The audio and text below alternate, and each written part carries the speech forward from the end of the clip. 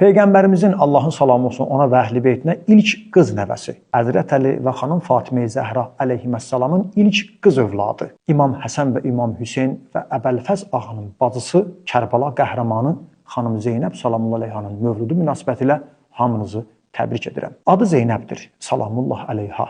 Bu adı Xəsais-ü Zeynəbiyyə kitabına əsasən Cəbrail mələk əziz Peyğəmbərimizə gətirib o xanıma vermişdir. Peyğəmbər o adı verdikdən sonra bir cümlə buyurur. Peyğəmbərimiz öpdü və belə dedi. Ümmətimin burada olanları, burada olmayanlara çatdırsınlar. Nəyi? Bu xanımın kəramətini, üstünlüyünü başa salsınlar. O, öz nənəsi xanım Xədicə kimidir. Xanım Xədicə böyük xanım olub, salamullah əleyha. Xanım Zeynəbi Peyğəmbər məqamını tanıtdıranda onun kimi adlandırmışdır. Allah Taala bu günlərdə xanım Zeynəbin yolunu gedər.